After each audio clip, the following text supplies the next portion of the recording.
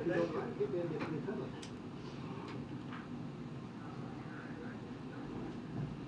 No, you will be in the hurry. Yes.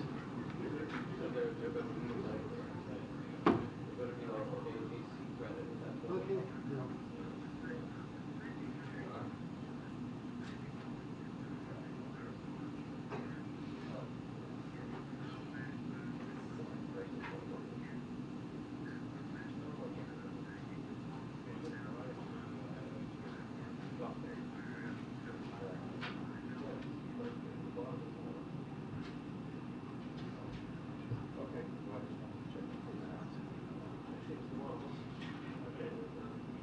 Yeah, but what you need is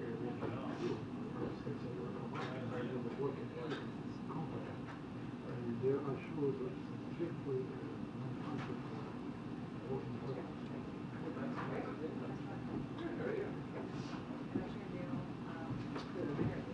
They are not designed for work. Right. Yeah. You wish. Yeah. He did a full movie. Okay, so I think it's going to be starting on the corner when it's finished, okay? We are watching off the about the stuff.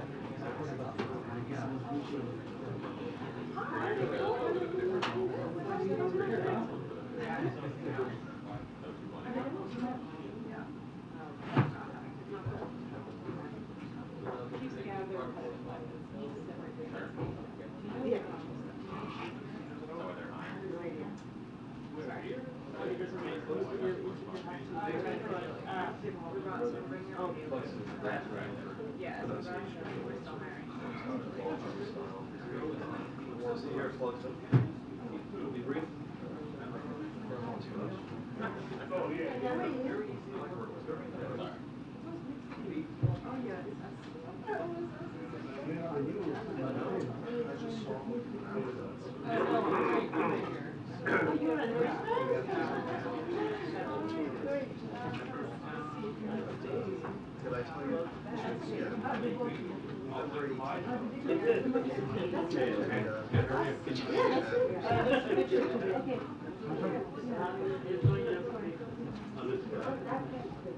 It's a very large thing.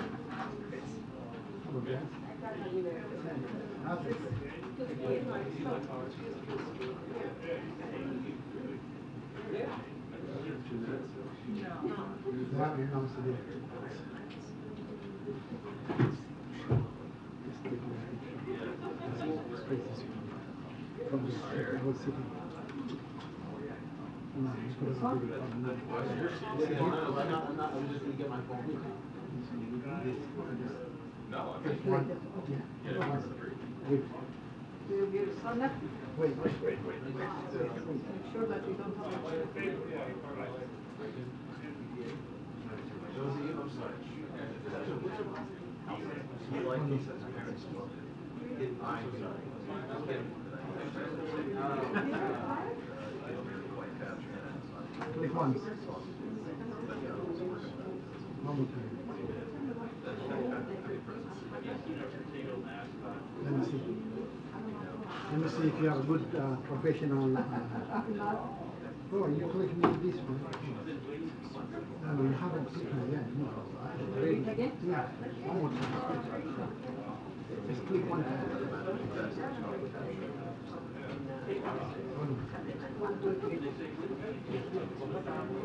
Let me see. Just hold on. Let me see this.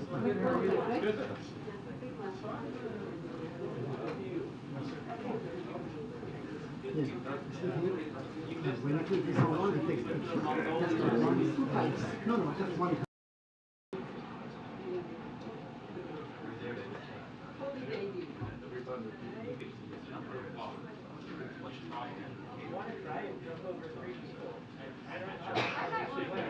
It's a little bit different, yeah. When those men make sense, they get upset.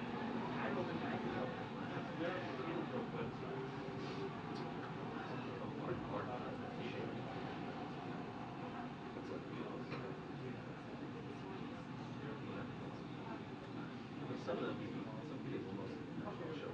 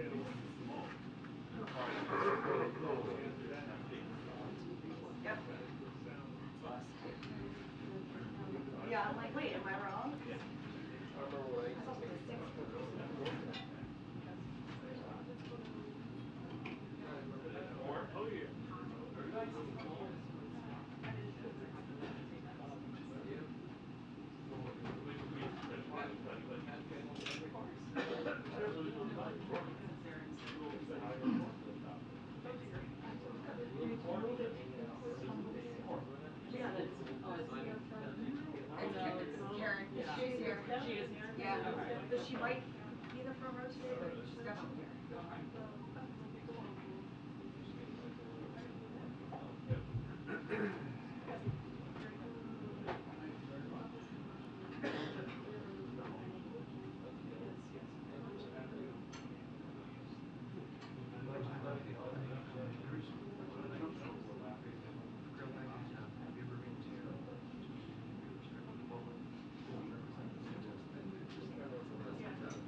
We're giving a Holocaust Remembrance speech today? Yeah. Seems like a little icky. He deserves it. He was at Low Country. Oh, let's say. Well, I don't know. I heard Tyree. Well, I don't know. Or no, Tyree. Now we got, sorry. Attention, the press briefing will begin in 2 minutes. The press briefing will begin in 2 minutes. Thank you.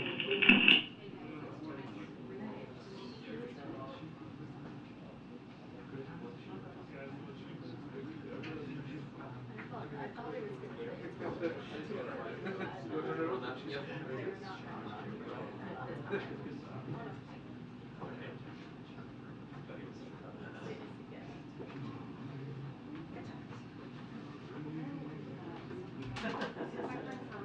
No, no, he's coming. He's coming. He's here. He's here. Oh, no.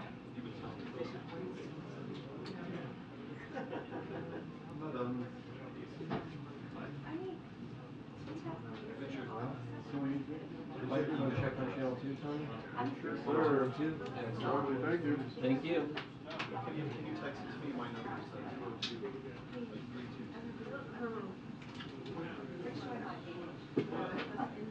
Excuse me?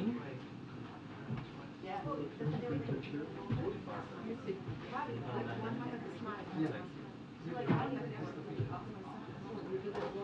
that's right. Just spell it.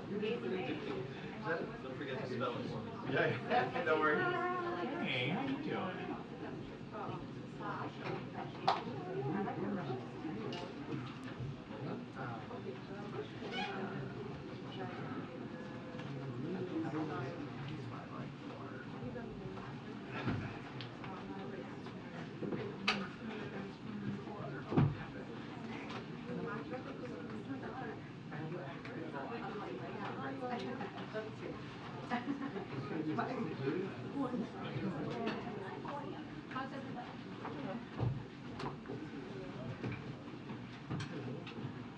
Hey, this is Tony Butler. Can we get the White House cut camera key mask for us, please? White House cut Maybe. maybe. Busy day today.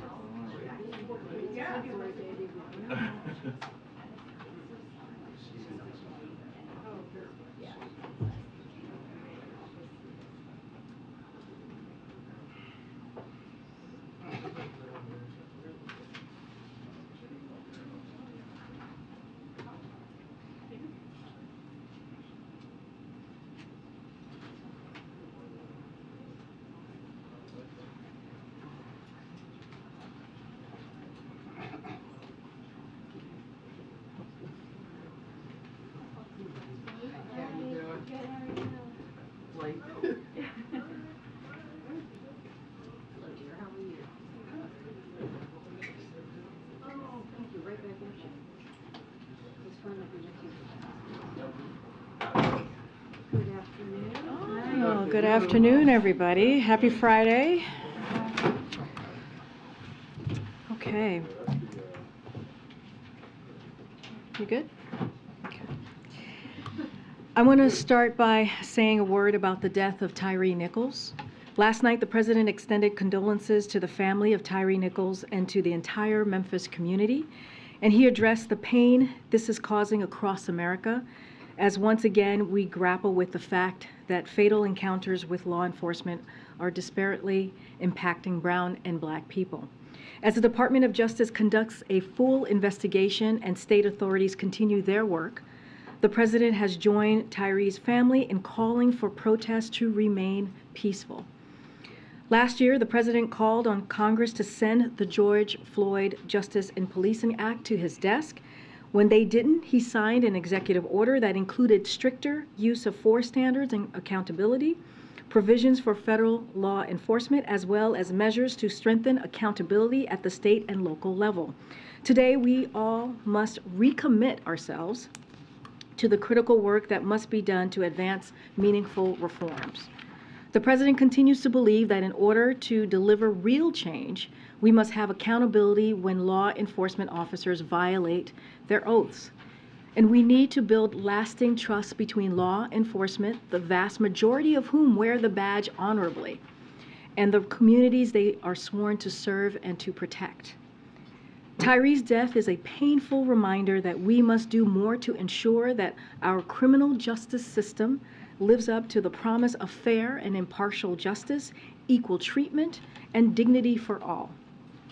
Today is International Holocaust Remembrance Day, when we pause to mourn 6 million Jews who were brutally murdered during the Holocaust, and to grieve the many other ethnic minorities, people with disabilities, LGBTQI+ individuals, and political dissidents who were also killed during this dark chapter in history. We join together in saying never again. And yet across the country, we see swastikas on cars, anti-Semitic banners on bridges, verbal and physical attacks against Jewish businesses and Jewish Americans, even Holocaust denialism. It's vile. We must affirm over and over that hate has no safe harbor in America.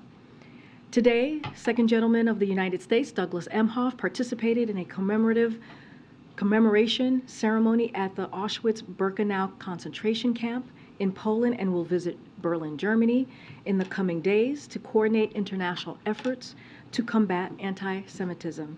This work continues here at home. Last year, we held a historic White House summit on combating hate-fueled violence. The President appointed the first ambassador-level special envoy to monitor and combat anti-Semitism. And we are developing a national strategy to fight anti-Semitism. We've secured the largest increase in funding ever for the physical security of nonprofits, including synagogues and Jewish community centers. As our work continues, we will continue to honor and remember the millions who were murdered in the Holocaust. Let me start with two developments that speak to the President's top priority: the safety of American people. President Biden is relentlessly committed to protecting Americans from threats to their safety, and he's equally committed to ensuring justice and accountability to those who threaten American lives. On Wednesday evening, as you all saw and have been reporting, acting on orders from the President, the U.S. military conducted a successful over-the-horizon counterterrorism operation in northern Somalia that resulted in the death of Bilal al-Sudani, a leader and enabler for ISIS global network, as well as approximately 10 additional ISIS operatives. Sudani's activities provided funding to sustain the deadly capabilities of ISIS affiliates globally, including the ISIS Khorasan branch in Afghanistan, one of ISIS' most lethal branches. Sudani's removal builds on this administration's remarkable successes in eliminating the global leaders of ISIS and of Al-Qaeda. Also this week, DOJ has taken custody of Rafat Amarov, who was part of a murder-for-hire operation targeting an Iranian-American critic of the Iranian government in the United States. As DOJ explained, Amarov was a resident in Iran when this plot developed. But that did not prevent him from now facing American justice. The government of Iran continues to plot the murder of dissidents and American citizens, including current and former U.S. officials. President Biden has directed use of all elements of national power to expose and disrupt these plots and to pursue those responsible. Today marks a moment to emphasize yet again our relentless commitment to protecting Americans, to holding accountable those who threaten American lives. And here's a bit on what you can expect from the President in the week ahead. Today, the President will head to Camp David. On Sunday, he will travel to Wilmington, Delaware. On Monday, the President will travel to Baltimore, Maryland. The President will discuss how bipartisan infrastructure law funding will replace the 150-year-old Baltimore and Potomac Tunnel to address the largest bottleneck for commuters on the Northeast corridor between Washington, D.C. and New Jersey. The President will be joined by Department of Transportation Secretary Pete Buttigieg. On Thursday, the President will travel to New York, and the President will discuss how bipartisan infrastructure law funding for the Hudson River Tunnel project will improve reliability for the 200,000 passenger trips per weekday on Amtrak and New Jersey Transit. On Thursday morning, the President will attend the National Prayer Breakfast on Capitol Hill. In the afternoon, the President will deliver remarks to mark the 30th anniversary of the Family and Medical Leave Act in the East Room. And on Friday, the President and the Vice President will travel to Philadelphia, Pennsylvania. They will discuss the progress we have made and their work implementing the Biden-Harris economic agenda that continues to deliver results for the American people.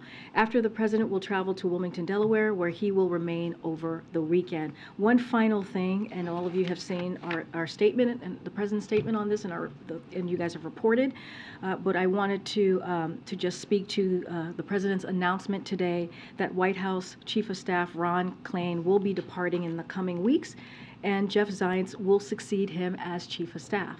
You all have the statement, and you know how much Ron has been a big part of so many historical things we have accomplished, the President has been able to accomplish over these first 2 years of his administration. But I wanted to zero in on one important piece that we believe matters. The President said, and I quote, "And while we have accomplished an extraordinary amount, the real mark of Ron's success is that he is beloved by the team he leads here at the White House. They're going to miss him just as much as I will." If you would just indulge me for a second, because I do, again, think this is incredibly important. In another point of personal privilege, as I did earlier this week, because you know I am a proud Klainiac, as I mentioned here a couple days ago, which is real, just look it up. I just wanted to share a moment that I think perfectly encapsulates how much Ron means to everyone here. We have a daily senior staff call every single morning. It's where we run through what's happening here. And normally each department heads gives an update on what's going on for them and their teams for that day. But today was a little different. Ron started off by tearfully telling the team how proud he was to serve with them, and how he was even prouder to what we accomplished together over the last 2 years. And then each person went around telling their own favorite Ron story. There were a lot of tears and even more love on the call. Office of Legislative Affairs Director Louisa Terrell told a story of how she got Ron a rock during a tough period because he is our rock here. Homeland Security Advisor Liz Sherwood Randall reminiscence about how she had known Ron since they were kids who went to work for Joe Biden in 1986, a very long time ago. Domestic Policy Advisor Susan Rice called Ron the best chief of staff she's ever worked for, which Senior Advisor John Podesta then concurred with after he left. As you know, John Podesta was also a chief of staff here at some point. IGA Director Julie Rodriguez noted how consequential the last 2 years have been under Ron's leadership as we pass some of the boldest policies that are improving the lives of Americans every day. And Counselor to the President Steve Ricchetti closed it out with, I quote, "You always paid attention to the little things that matter to people. More than anything, you've made this group feel like more than just colleagues, but really like a family." And I will add, just for me personally, one of the things that I love about Ron is that he sees you when no one else sees you. And when he does see you, he lifts you up. And that is what is the definition of a leader is, and that is Ron Klain. And with that, I'll say Ron will always be part of the family. We are also very much looking forward to have someone like Jeff lead this team. He is someone who many of us know very well and understands how to get big things done. If you've seen his resume, you would totally understand that. He's tackled the toughest issues in government all throughout his career, from fixing healthcare.gov to leading our historic COVID response. He led the National Economic Council during Obama-Biden.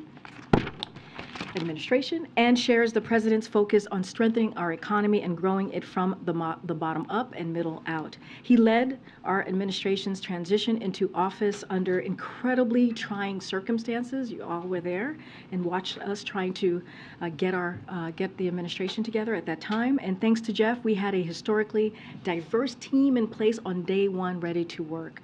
Now in year 3, a big task ahead is ensuring the historic laws we pass are implemented efficiently and fairly. No better person to do that than Jeff Zients. And may I also add, there is no better or kinder human being. We are also all waiting to see the Bagel Wednesdays. I think you all have heard us talk about this. We hope that it makes its triumphant return.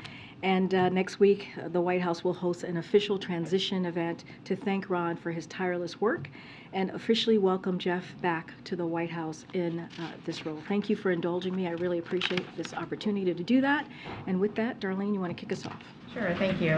One follow on Chief of Staff and one follow on Tyree Nichols. As you know, there are separate videos today that are being released, one on the attack on former Speaker Pelosi's husband, the other on the beating of Tyree Nichols. Can you say whether the President has any interest in watching or seeing either of those videos, particularly the Memphis one, since you mentioned police reform in your opening? So as I mentioned, the President sent his heartfelt condolences to Tyree Nichols' family yesterday, he and the First Lady, and he's going to be regularly briefed, as he has been. He's going to be monitoring the situation. As the case continues to develop, clearly he'll be keeping a close eye. I don't have anything further to read out on that piece on the video. Obviously, the video is not out yet, but again, he'll be regularly updated. As far as Paul Pelosi, I have not seen the video yet. I know that was just released, and I know many of the cable news outlets have been showing the video to this morning. I haven't had a chance to check in with him or to ask him. But I think you don't even need a video to know how horrific and unconscionable the attack of Paul Pelosi was.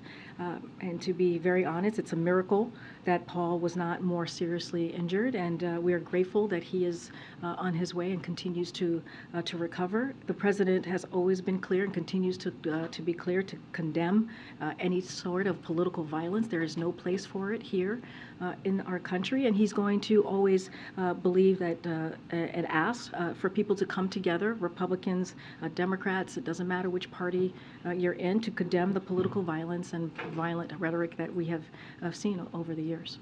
And with the Chief of Staff news today, that position is one of the more powerful ones in Washington that has never been held by someone who is not white and male.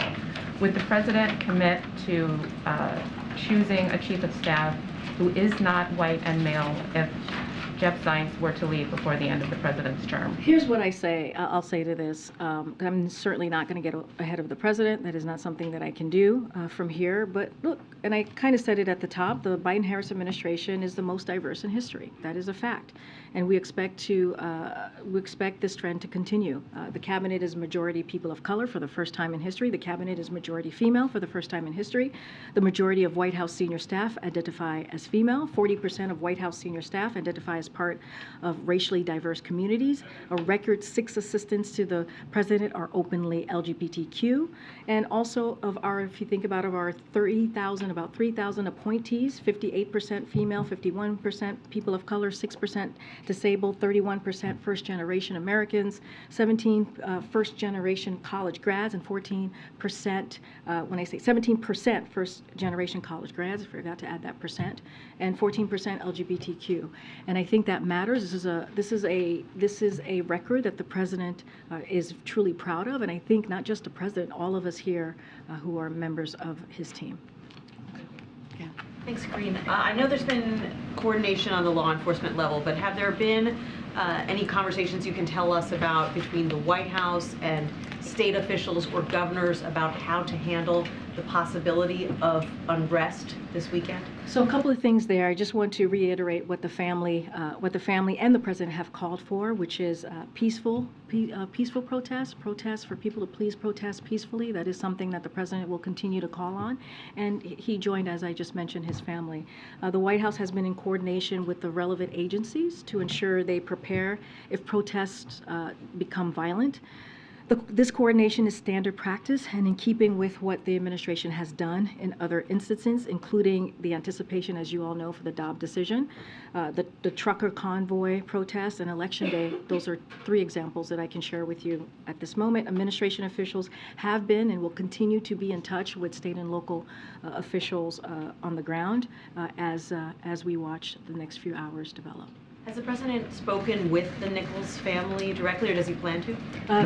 Obviously, when a tragedy happens like this, the president always wants to extend personally his heartfelt condolences to the family. I don't have a call to read out or call schedule at this time, but again, I would refer you to the statement yesterday. But our hearts are with the Tyree Nichols family and the Memphis community as well. And then can you confirm a report by our friends at Reuters that Elon Musk met with Mitch Landrieu, the infrastructure coordinator here at the White House today, about electric vehicles? What were they talking about? I know the White House hasn't always had the nicest things to say about Tesla and its labor practices. So I can confirm that Mitch Landrieu and also John Podesta met with Elon Musk to discuss electrification and how the bipartisan infrastructure law and the Inflation Reduction Act can advance EVs and increase the electrifications more broadly.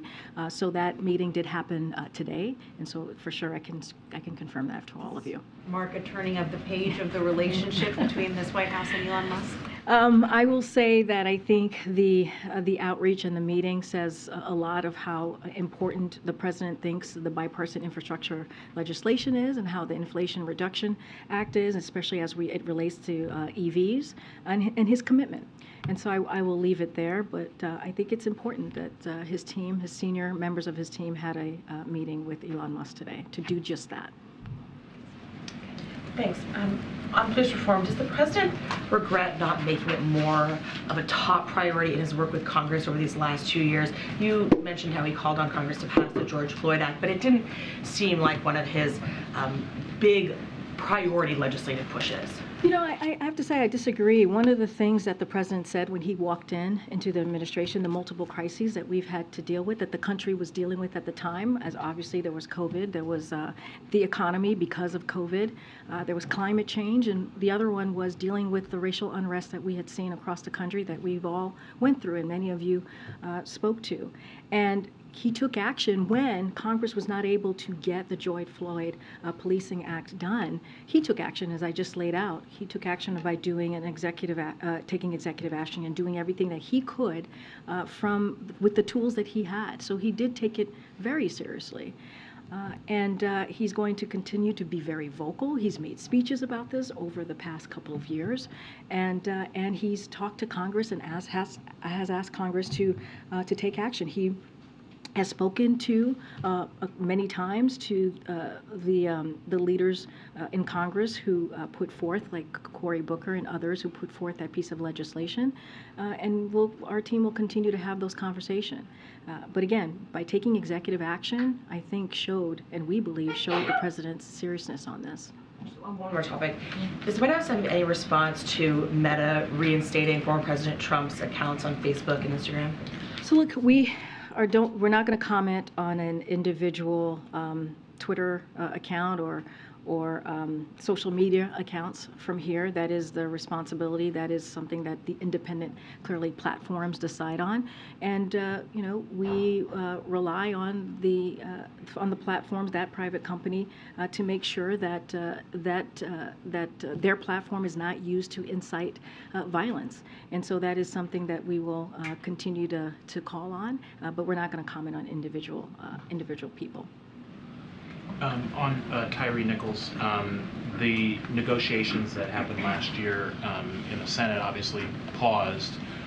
Does the president want to see those resume on the George Floyd policing act? Well, I think as you saw in his statement, the president was very clear. We need to deliver change. We must have accountability when law enforcement officers violate their oaths, and we need to build a long-lasting trust between law enforcement and the vast majority of who wear the badge of honor in an honorary way, an honorable way, I should say, and the communities that they are sworn to protect and to serve. And so he believes we need to continue to move towards that type of change. And he's going to continue to call on Congress to come together and to deal with a real issue. I mean, again, we are having the same conversation, talking about the same thing, brutality, a death of a young man, that we shouldn't be doing. We shouldn't be reliving this type of hurt and pain and having to reach out to the families and a community and saying that we're with them in this time. This should not be where we are today. But specifically those Senate talks that were happening between Cory Booker and Tim Scott and others, is that something that needs to be restarted at this point? I mean, I'll say this. We think Congress should act and take action and put legislation to the floor that deals with this in a real way. And that is going to be up to Congress on what that looks like and what that ultimately materializes to be. But again, the president's going to call on them, and he's committed to really being part of the crucial work to advance meaningful reform. And is there any specific provision in that bill or in any other bill that would prevent the kind of death that we saw here? Look, I mean, if you look at the George Floyd Policing Act, which is something that the president supported last year, there were some real important components, provisions in that act that we thought would start the process of bringing forward meaningful change, as the president is going to continue to call for. But again, we're going to work with Congress. We're going to continue to call on Congress to really move something forward that's going to deal with an issue that has been disproportionately really affecting the brown and black community. Thanks, Karine. The legislative issues aside, I think the president spoke publicly about what seemed to be a genuine bond he had formed with George Floyd's family. And I was wondering if you could talk about, just from a personal side of things for him, how much that has informed or maybe had an impact on how he processes or sees things like what it appears we're about to see done on this. Yeah, and you know this, Phil. I think you've covered the president, or certainly watched the president the last couple of years, especially during that time as his relationship with the George Floyd family developed.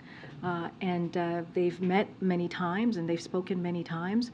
And I cannot imagine how conversations like that don't have an effect on someone, right? When you see a family going through so much pain, and that pain being captured on video for all the world to see. So yeah, I think it's had an impact on all of us here. It's had an impact on many across the country, across the globe. And yeah, I think he takes this very seriously. He sees what is going on. He hears the stories. He talks to the families, and he feels that it's important. It's important to make sure that these families that go through this get swift and full and transparent answers and investigation to the death of their loved ones. Don't want to get too far into it because, as you know, the DOJ is looking into this, as also as the local authorities, and there's going to be a trial.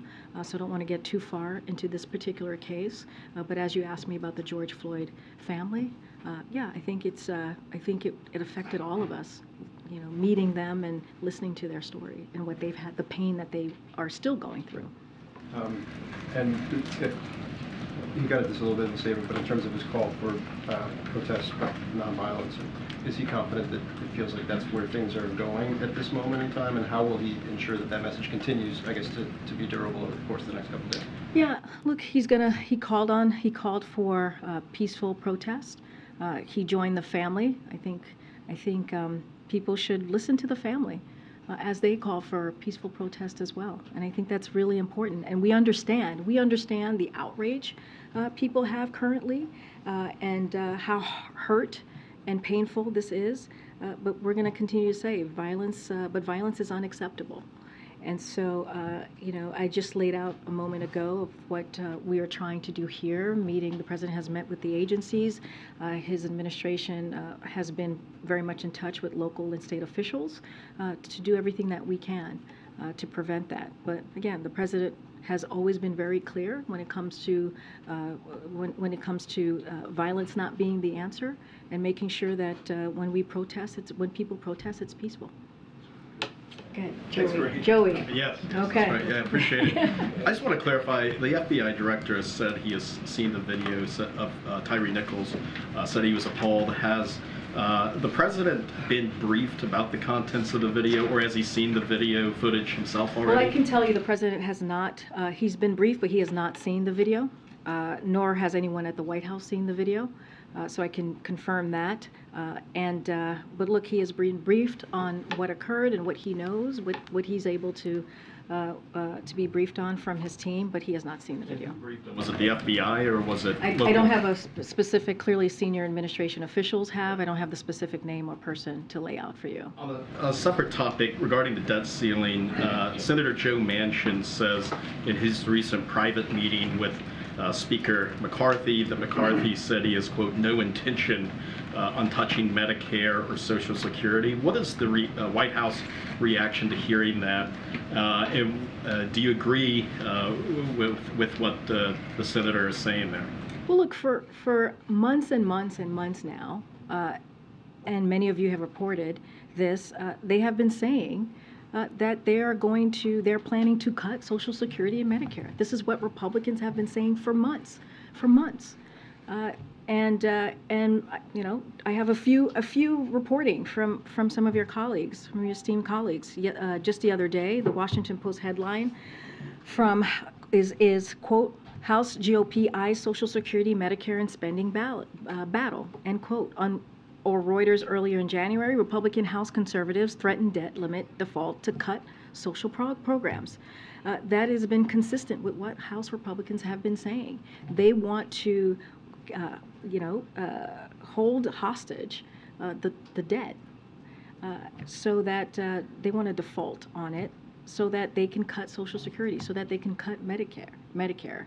And let's not forget, these are programs that the American people have paid into. We're talking about veterans and senior citizens here. And here's another one. For example, here's a Fox News headline from less than a month ago. Before Election Day, Republicans are using debt limit hike to overhaul entitlement programs if entrusted with majority. And this is what we have seen for months and months and months. This is what they have been saying for months and months and months. But doesn't it seem like McCarthy's signaling he's not going to be touching those? I understand the question, but I'm telling you what his Republican conference has been saying for some time now. And they continue to say that. I just read an article from earlier this week that said that is what they want to do. And here's the thing. As you talk about, the debt ceiling, as we talk about this conversation that we've been having for weeks about their responsibility and what they should be doing, Congress, both Republicans and Democrats, in a bipartisan way to deal with this issue that's been dealt with 78 times since 1960, we haven't seen a plan from Republicans. What's their plan? We know that what they want to cut, but what's their plan? And so, it's been very clear to us what they want to do, and it's been very clear all through this week as well. Yeah, may I follow up on that, please? If the Republicans in the House do present a plan for conditions for what they would raise the debt limit under, will you start negotiations with them on that plan? What would be the point of them presenting you with a list of demands? Well, what I'm saying is they want to cut, but they're just saying this rhetoric that's incredibly dangerous, that is very dangerous to the full credit and of our country, right? You think about the debt ceiling, you think about the debt limit. We're talking about debt that has been racked up by Congress, right? But we continue to say this should be done when it comes to the debt limit, the debt ceiling, it should be done without condition. That doesn't change anything. I'm just laying out how they're proceeding here. It's such in a reckless way. And so we're just calling that out. But it doesn't change where we stand. It doesn't change the fact that we are not going to negotiate here. This is something that should be dealt with like it has been many, many times before. In the last administration, 3 times. 3 times. Kevin McCarthy, other House Republicans voted for it under the last administration. And again, this is a bipartisan way that it's been done in the past, and it should be done this way again this year. Any chance the president would delay his departure to Camp David tonight in order to see the video release when it's scheduled? And because Camp David is one of the places where it's actually difficult for the president to immediately address the nation if there were to be a concern, do you expect that he may want to say something in a live way? He's already spoken through you and he's spoken on paper, but do you anticipate that this is the kind of circumstance where he'd want to emphasize that by appearing on camera? So I don't have any changes for you on his schedule today. I will say, like you just mentioned, you heard from him last night in clear terms and expressing his condolences to the family and the people of Memphis, and he's going to continue to call for meaningful reforms. He said that last night, and he said that many times before, and he's going to continue to call for protests to remain peaceful. I just don't have anything to share at this time on his schedule. Is there anything you can share about his plans for Camp David, since he's doing Camp David and Wilmington this weekend? Are there any meetings that are scheduled at Camp David or things that are government related this weekend? So he tends to have internal meetings, as you all know, with his team. Don't have anything to read out as well at this time, but that is something that he often does, whether it's virtually or in person, to keep abreast, especially with the next couple of hours, to certainly continue to be briefed on the situation in Memphis. And we're running out of January, and you had told us that we'd have the physical and the information about the president's physical. Any update on whether that might slide into February now? I don't have any updates on that at this time. Look, this is something that we're committed to doing. As I've said, we did it back in 2021 in a very transparent way and shared the doctor's memo to all of you for you all to review, and it was very extensive. It was, again, in a transparent fashion. And so we're committed to doing that. I just don't have any updates at this time. I'm going to go to the back there. Thank you, Karine. Haiti has gone through another tough week. I know you were questioned earlier this week, but we heard Hélène Lalim, the UN Security Council, talk about it. Yesterday, it was the police officers who paralyzed Port-au-Prince because there were officers that had horribly been killed over there.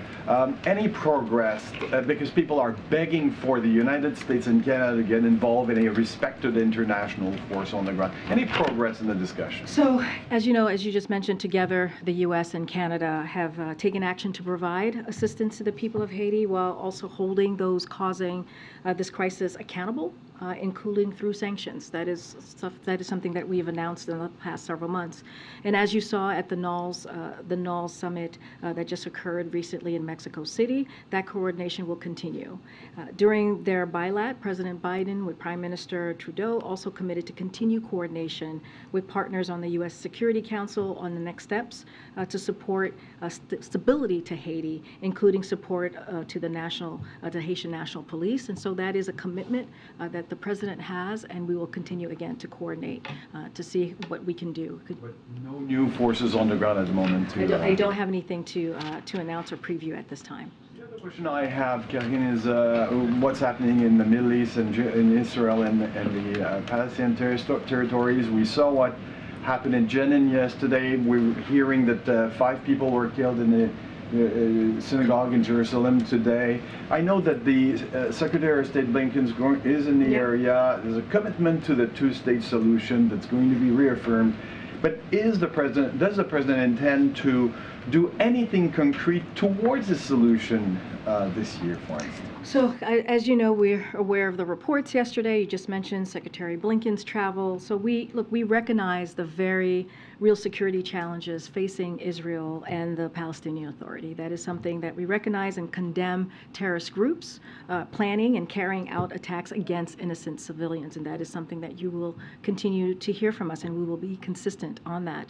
We also regret the loss of innocent lives lives and injuries to civilians, and are deeply concerned by the escalating cycle of violence in the West Bank.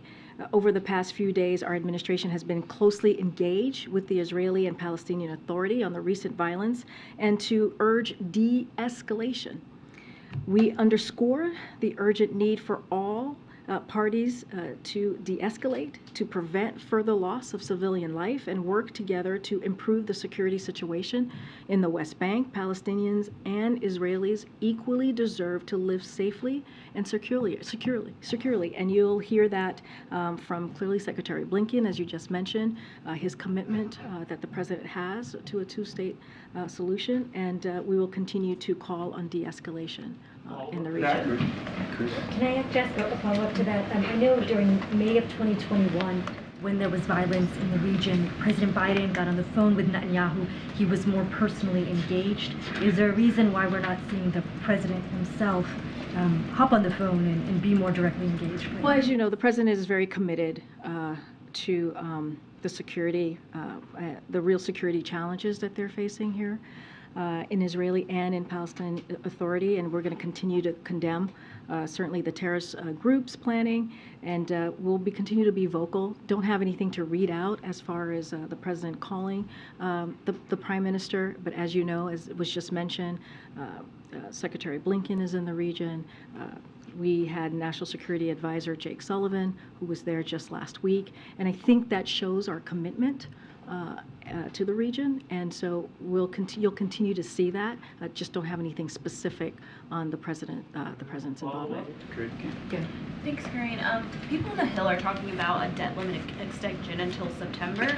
Would the White House support such an extension? Look, we've been very clear that the debt limit should be dealt with without conditions. We've been very, very clear on that, and we'll continue to make that clear.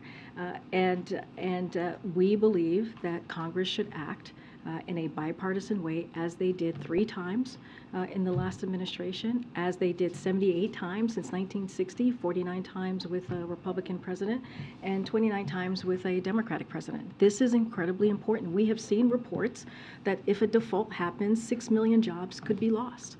Right? We're talking about an economy that we saw the GDP just the other day, 2.9% growth, which is better than was expected. So we're seeing a growing economy. We're seeing record unemployment, 50-year low. We're seeing almost 11 jobs created under this president. What we should be doing, and what Congress should be working with us on, is how do we continue to build on that success, not do political stunts. And so we'll continue to be clear on that.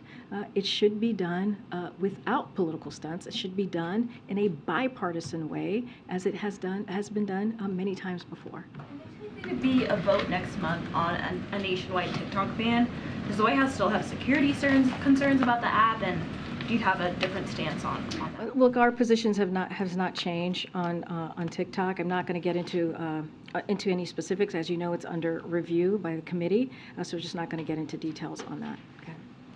Thanks, Karine.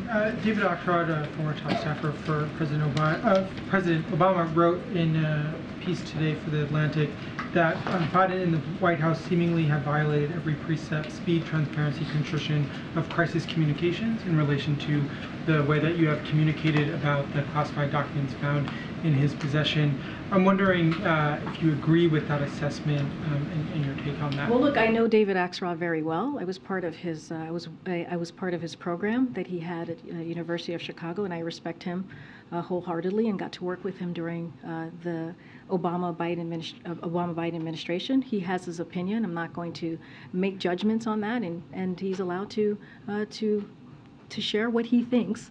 But I will say this, and I'm going to be very careful and prudent here. We take classified information and classified documents very seriously.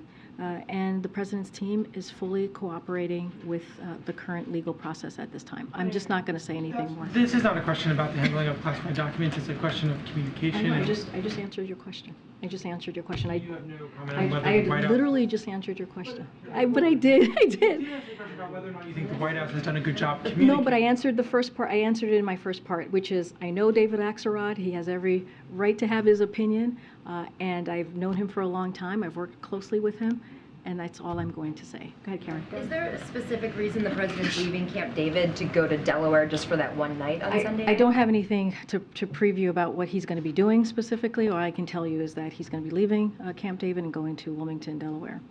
And his travel for next week, the Baltimore-New York travel obviously is infrastructure related and tunnel specific, Philadelphia on the economy, but they're obviously very blue cities. Why the focus on those three places next week? Why did you guys pick that? Well, I think, well, first, I'm not going to get ahead of the president. He will lay out the importance of his travels to those particular tunnel and why he wanted to highlight those tunnels, so certainly not going to get ahead of him. Look, the bipartisan, remember, it's a bipartisan infrastructure legislation. We were in Kentucky in the beginning of the year, which was a bridge in Kentucky that was really important in the region. And we had, you saw Mitch McConnell, you saw a bipartisan effort of folks of elected officials who came together to talk about a bridge that for decades presidents had wanted to fix and have not been able to.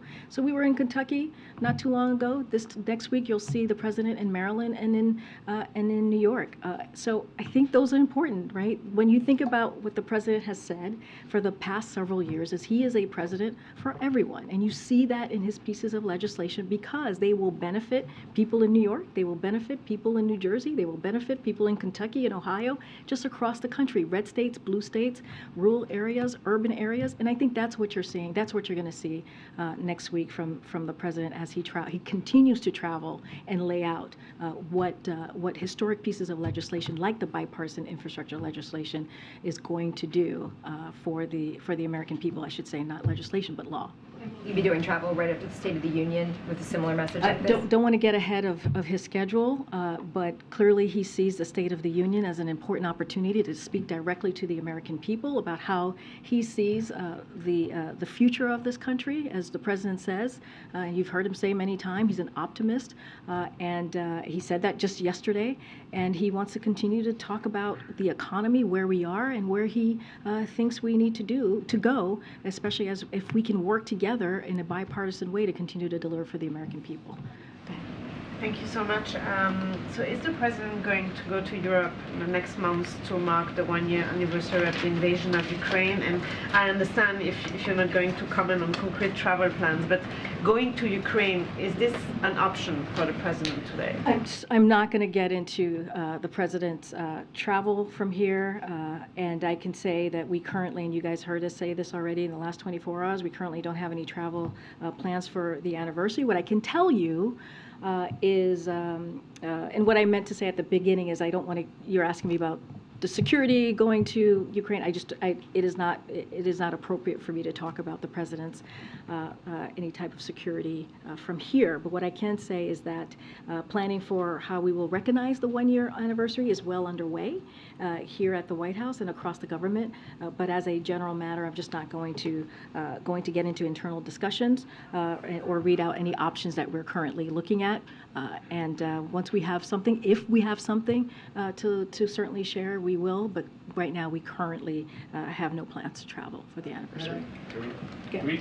Did Elon Musk request to meet with the president himself while he was in town this week? Well, what I can tell you, I would refer you to Elon Musk. I don't have any request to share with you right now. What I can tell you is that he did not meet with the president. It was his two advisors, senior advisors that I just laid out, John Podesta and Mitch Landrieu, who met with Elon Musk today. I just don't have anything else to share about who asked whom. Following up, somewhat related to EVs, but gas prices. It could hit $4 in the next couple of months, the national average, according to a lot of the experts like Gas Buddy. How likely is it that the president taps into the Strategic Petroleum Reserve again this year to try to lower prices? So Secretary Granholm, as you know, was here, I believe, on Monday, and she was asked this question, and so that is certainly something that's under her purview as well, and we don't have anything to share on that. What I can say about gas prices more broadly is that while some temporary refinery outages and maintenance are impacting gas prices right now, the price of gas is still down about $1.50 since June peak and around where it was when Putin invaded Ukraine. The Department of Energy is working with refineries to bring capacity back online swiftly and safely. and the president will continue to do everything he can to keep lowering costs for the American families. So look, in contrast to what the House Republicans want to do, we have that SPRO bill that they put forward in trying to, stop the president for doing everything that he can to lower costs. And so we're doing the opposite. We're going to continue to do the work to make sure that we tackle inflation, one of the most important economic priorities of this president, and so we'll continue to do that work. Any additional, tapping of the SPRO, I just don't have anything for you at this time. Refilling it, especially now that oil prices are climbing again, could get up to 110 a barrel. When do you see the timeline for refilling it? So we had laid out the plan of how that was going to work. I don't have anything updated on that. I would refer you to the Department of Energy for any specifics to that. Karine? Thank you. On Tyree Nichols, in previous police brutality cases over the past couple of years, the officers have been white. That's not the case in this case. Is the president concerned that within the culture of policing, there is a comfort with violence and an entitlement to use violence that would lead these officers to beat a man to death for fleeing from them during a traffic stop? Does he feel that police may feel emboldened to do these things? And what would he do about that? So look, I mean, the president has called for meaningful reform. He's called on it very clearly and has spoken to it the last 2 years. And he wants to see real change. He wants to make sure there is accountability with law enforcement officers who violate their oaths. And he also said that we need to build that long-lasting relationship between enforcement and the vast majority, we understand, and he believes, of whom wear the badge honorably, and that is important too. And those communities, not only they wear it honorably, but they also to serve the community, to serve into the community that they want to protect. And so, look, we're not going to get into doing any psychology here and going into the minds of folks, but what we can say is we believe that there needs to be meaningful reform, which is why the president acted and took executive action when Congress could not. I would just follow up on that. His predecessor in 2017 encouraged police officers to don't be too nice and suggested that they might hit the heads of prisoners on the tops of their patrol cars. Does the president have any plans to speak to police officers and say that this kind of behavior is not acceptable? Does he plan to address any police groups or anything like that? I understand the question, Andrew, but I think the president has been very clear. He's been very clear on the importance of having true reform, of the importance of making sure that communities feel safe. He took action, right? He took executive action to deal with that specific issue, and that's what he's going to continue to do. He's going to, use the tools that he can by taking executive action and call on Congress to truly make meaningful reform that's going to deal with an issue that is devastating, disproportionately, unfortunately, Black and brown communities. Thanks, Karine. So when you talk about infrastructure, you say it's important for the president to have a chance to speak directly to the American people. Why doesn't he want to speak directly to the American people now that some big cities are bracing potentially this weekend for riots? So he put out a statement yesterday, and I think when a statement comes from the President of the United States, it has a powerful impact. And he was very clear in that statement. He offered his condolences to the family of Tyree Nichols. He also joined the family in calling for peaceful protests. That is an important statement that the president could make. And you have me here reiterating what the president has said, and we're going to continue to do that. It's not the first time. I've laid out the Dobbs decision was a time where we were calling for peaceful protest, and there's been other times even before then. So, and let's not forget Election Day. where we did the same. So I think the president's words really matter. They have weight, and it's important that the American people heard from him directly. Okay, on the documents, have any more classified documents been located in any places associated with President Biden? I would refer you to the White House counsel's office. Okay, and why do White House officials insist that the president self-reported the classified materials if his lawyers initially called the White House and not the Justice Department? I would refer you to the White House counsel. But we heard from this podium the other day that President Biden self-reported the materials. That's not exactly what happened. Who did you hear that from? John Kirby. Well, I would refer you to the White House counsel. Go ahead. Thank you, Karine. I have an immigration question, which is really quickly to follow up on the West Bank. Is the administration concerned that the current Israeli government, which many observers have characterized as the most right-wing in the country's history, is escalating the violence in the West Bank? Prime Minister Netanyahu has often said that he is in control of the coalition. Does the administration still have faith in his ability to do that? So look, we have been very clear on looking forward to working with the Prime Minister. As you know, the President has a relationship with the Prime Minister. Certainly not going to go into specifics from here of what you laid out. You know that Secretary Blinken is currently in the region, and so was National Security Advisor Jake Sullivan. I'm just going to leave it there. I'm not going to go into diplomatic conversations from here. I'm not going to go into anything more specific than that. But again, we're going to, continue that relationship that we've had. And just really briefly, we just heard that there are at least 7 people who have been killed in an attack on a synagogue in Jerusalem. I don't know if you've heard that or not. Do you have any comments?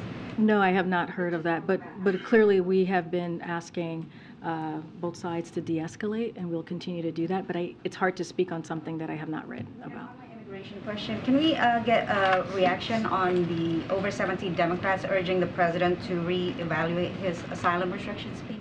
Look, if you look at what the president put forward in most recently as it relates to the border security and the border security measures, it's actually working.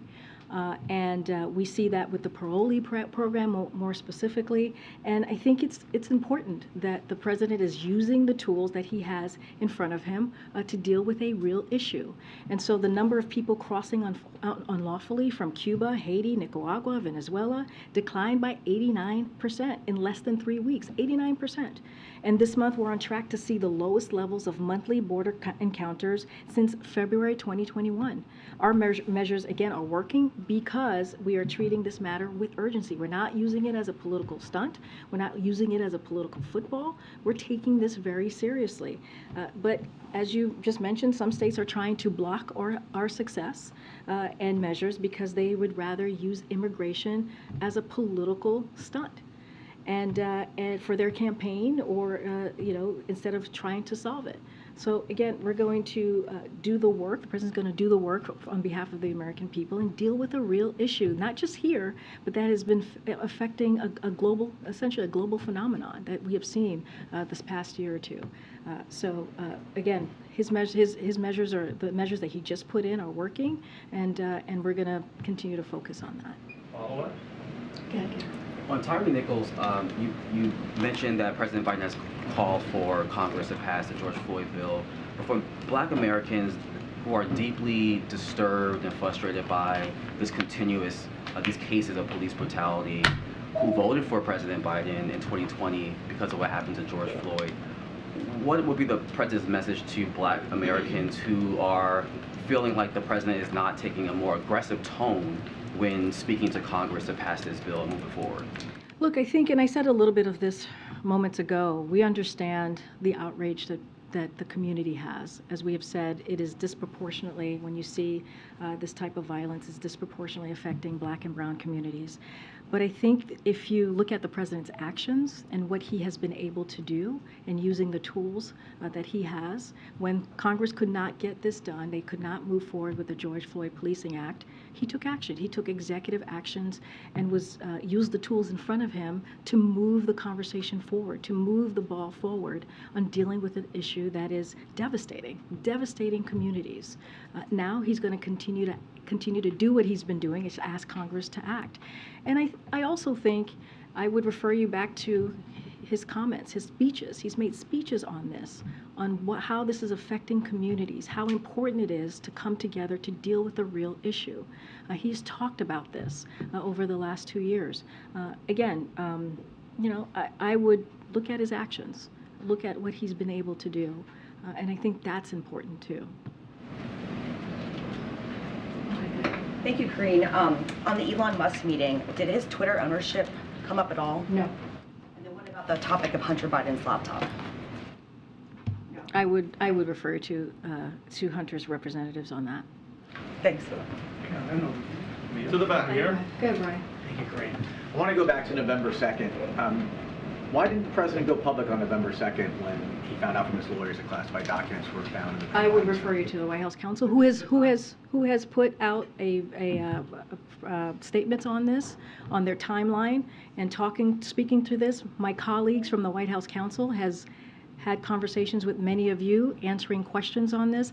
I would refer you to the White House counsel. Before there was a federal investigation, he could have gone public at I that would point. refer you to the White House counsel. Go ahead, Alex. Karine, I spoke with New York City Mayor Eric Adams this afternoon, and he's just very concerned, as he said in media appearances in recent days, that the White House is not doing enough to prepare for a new surge of migrants, many of whom are going to end up in cities like Chicago, New York, here in D.C. And that, as you know, it's not just DeSantis and Abbott sending buses of migrants to these cities. It's Jared Polis, a Democrat in Colorado as well. So what do you have to say to those concerns from Mayor Adams? Look, here's what I would say, and I answered this question with one of your colleagues, which is we believe, and we have seen the numbers and the data, that the border enforcement measures have dramatically reduced the number of people attempting to enter the country unlawfully. And I just mentioned the parolee program that was extended to Cuba, Nicaragua, and Haiti, and how we've seen those numbers come down by 89%. And so that's because of the measures that the president has put forth. And so, look, we're going to continue to do the work. I just mentioned as well, we're on track to see the lowest levels of monthly border encounters since February 2021. Why is that? It's because of the work that this president has done, using the tools, using what he's able to do from the federal government, from where he sits. Look, when the president walked in, the very first piece of legislation that he put forth was an immigration reform bill. That's how seriously he took this. That's how important it was for him to secure the border and deal with illegal migration. And what he has asked for is to have Congress act. And I know you mentioned a couple of Democrats, but the vast majority of folks who have been pushing back against this have been Republicans. We've seen very, very, in a stark way, the political stunts that they have taken. So, look, he's willing to work on this. He has said this many times. He's willing to work in a bipartisan way to get this done. But in the meantime, he's going to take actions, as we've seen, and those actions are actually working. And so that's how I would answer your question. Are you encouraged at all by the Tillis cinema talks on the Hill? Yes, we are encouraged by those conversations. This is what we've been asking, right? We've been asking for Congress to take action, to really take this in a serious way. And so we welcome that. We welcome conversations that are currently happening on dealing with immigration reform in a real way. Okay, Courtney. Thanks. I wanted to ask about the student debt relief cases that the Supreme Court is going to consider next month. Say that one more time. I'm so sorry. It's okay. I'll be louder. The student debt cases that the Supreme Court is going to consider next I'm sorry. month. I still didn't hear you. The first part. Oh, student debt. It's me. It's not you. The student debt cases, one of the questions that's at issue in both of the cases is whether the president went beyond his authority in pardoning all of that debt. Can you talk about more of what these cases mean for your broader agenda? There's been a lot of different executive actions that the president has taken that have been questioned by the Supreme Court. Outside of the context of student debt, which I know is something you all really care about, but thinking about how these cases could impact going forward, how the president uses his own authority on other issues. So look, I'll just speak to this more broadly. And look, we are confident in our legal authority to carry out this program as it relates specifically to the student debt. And we're looking for a plan. This is a plan that the president put forth to move things forward, right? To continue to help Americans who need a little bit of a breathing room, as you hear the president speak to. If you think about the $20,000 of relief that it's going to give to those who need it the most, if you think about the nearly 90% of benefits will go to out of school borrowers making less than $75,000 a year.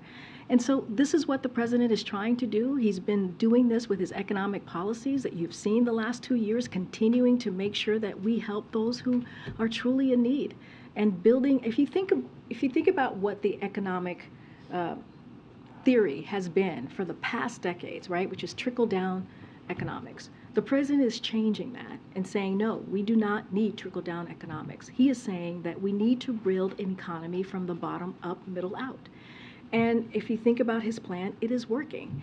It is indeed working. And he always is going to take steps and use his bully pulpit to make sure that Americans have an opportunity to really not be left behind. That is so important. So that you think about the student loan program, it'll give Americans who can buy a car, can start a family, can buy a home, and really put back into the economy because they have a little bit of extra more cash. And I think that is how we should see this. That is how we should see how the president wants to deliver for the American people. And it's not gonna stop him. It's not gonna stop him to continue to do that. Thanks, everybody. See you on Monday. See you next week.